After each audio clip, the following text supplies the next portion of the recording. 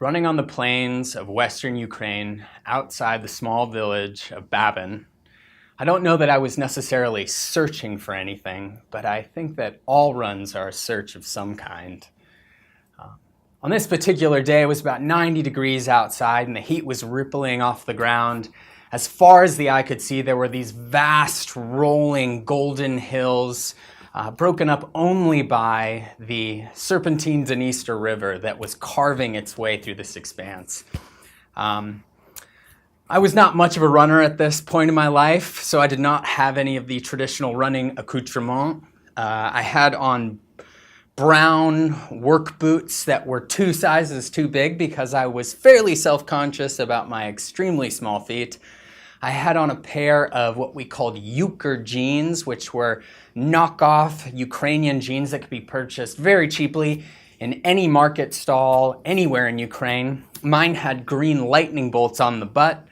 I was not wearing a shirt because it was so hot. I had gunmetal spectacles on, and I had a faux hawk that was actually a bad European mullet, but I had no idea at this point because I'd been in country too long. After about an hour of running, I was down by the river and I realized that I was hot and I was tired and I was in need of getting back to the village.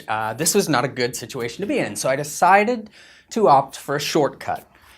So I started to make my way up a small trench-like canyon. Now, to give you an image, if you've ever seen a Lord of the Rings movie, this was a Shire-like setting. So I'm winding my way up this little canyon along a goat path next to a singular streamlet. And I come across a few animals and they eye me warily. And frankly, I'm rather afraid of livestock, but that didn't matter because livestock meant people and people meant the village, and the village meant, taking care of my thirst and getting some rest. Well, my instincts proved to be correct because shortly thereafter I went around a bend and I entered a idyllic, beautiful little dell. At the center of this dell there was a solitary tree and an improvised fire circle. The seats were made up of old logs and tires and I think a car bumper or two. And sitting on one of these was your traditional Ukrainian village farming man. An old-time man, leathery skin, huge hands. He was wearing similar brown work boots, although I'm fairly certain that his fit correctly. He had on black woolen pants despite the heat, and they were tattered and well-worn. He had on a white linen shirt that was equally tattered, and his chest hair was sprouting out at the neck. And he had on what we would call maybe a longshoreman or a newsies cap pulled low over his eyes, but I could see that he was squinting at me hard because spider webs of wrinkles were forming in his leathery skin at the corners of his eyes. Anyway, we'd noticed each other, so I knew that an exchange needed to take place. So I walked over to him and, being rather bold, I decided to go with the traditional Easter greeting. This is around Easter time, of course. So I say, "Christos voskres," rather dramatically. "Christ is risen."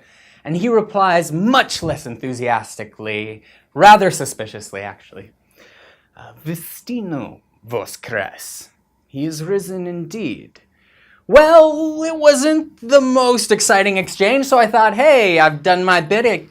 I can be on my way. So I started to go when he suddenly started to speak at me rapid fire in a language called Syrzhyk, which is a kind of Ukrainian-Russian slang thing.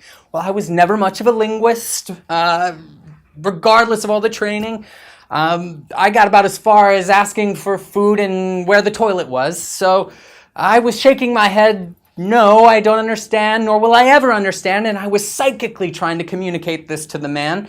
It wasn't working out so well, so I started to turn to leave when suddenly he grabs me, turns me towards him, and slaps me on the shoulder.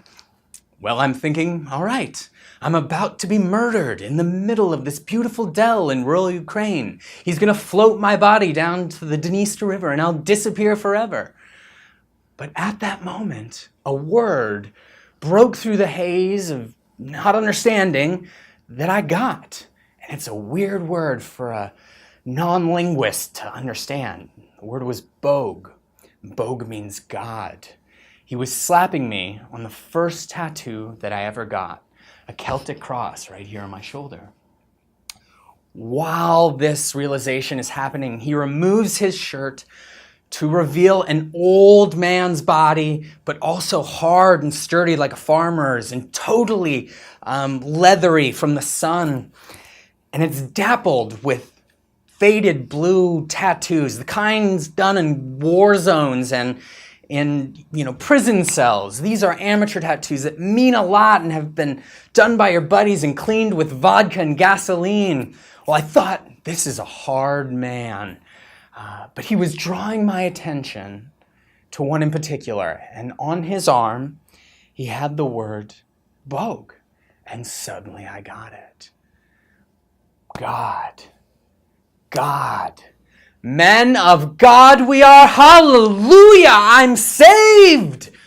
And in this moment of, rapture, he blesses me. Well, we had lots of training in Ukraine, but nothing addressed this particular situation. So not knowing what to do, I went with my instincts, which was to bless him right back. A smile spread across this man's face that overtook his entire body, and suddenly I was wrapped up in a massive hug. So there we were, the young, impressionable, kind of silly American boy and the old Ukrainian village farmer. We are flesh on flesh. We are sweat on sweat. We are stench on stench. It is not a pretty sight, but it is the essence of tenderness. It is brotherly love. I went on that run that day, not necessarily searching for anything, but I definitely found something. I found an old man and probably the best hug that I'm ever going to get. I found happiness. Thank you.